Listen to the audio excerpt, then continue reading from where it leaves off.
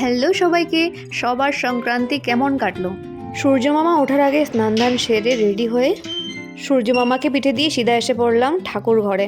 ওটা অন্ধকার ছিল, দেখেছিলে? আমার ঠাকুর পুজো কিন্তু আজ অনেক তাড়াতাড়ি দেওয়া শেষ। আর আজকে সানরাইজটা দেখে আমার এত ভালো লেগেছিল কি বলবো।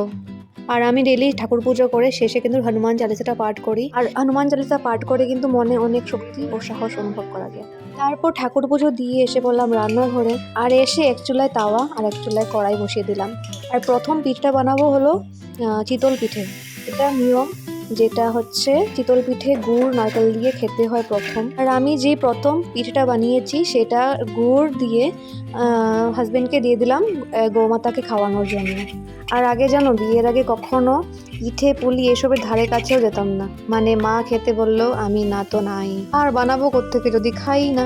কিন্তু হ্যাঁ, মালপোয়াটা আমার ফেভারিট ছিল আগে থেকেই, কিন্তু আমি বানাইনি কখনো। বিয়ের পর ভাবো জিনিসগুলো টোটালি চেঞ্জ হয়ে যায়। বিয়ের পর ভাবি, যেরকম এখন ভাবি শাশুড়ি মা এটা ভালোবাসে, হাজবেন্ড এটা ভালোবাসে, মানে না পারলেও আমি কিভাবে শিখে গেছি আমি জানি না। এরকম না যে কেউ আমার হাত ধরিয়ে ধরে শিখে দিয়েছে, এই চেষ্টা করতে গিয়ে শিখে নিয়েছি। আর আমি মনে করি চেষ্টাই আমাদের সবচেয়ে বড় শিক্ষক। এই যে ভাপের পুলিটা, এটা আমার শাশুড়ি মার ফেভারিট, তাই ভাবলাম একটু চেষ্টা করে দেখি তো পারি নাকি। সেই পারি নাকি দেখতে গিয়ে হয়ে গেল। আর আমি শিখেও গেলাম একটা জিনিস বানাতে। আর এগুলো হচ্ছে আমার বিয়ের পরে উন্নতি। যদি আমার মা ভিডিওগুলো দেখতো তাহলে বলতো, আয়া না আবি উঠ পাহাড় কিনছি। তবে আমাকে তো বলেনি এটা বানাও সেটা বানাও, আমার খুব ইচ্ছে হয় সবাইকে সবার ফেভারিট বানিয়ে খাওয়াতে। এই সব জ্ঞান যে মেয়েদের মেয়ে থাকা কালে কোথায় থাকে, বিয়ে হতে না হতেই এত সংস্কারী সুশীল গোপীবাহু হয়ে যাই আমরা। এবার দেখো গোপীবাহু বানিয়ে নিয়েছে মাছের পাতুরি। গোপীবাহু মানে আমি, আমার কথা বলছি।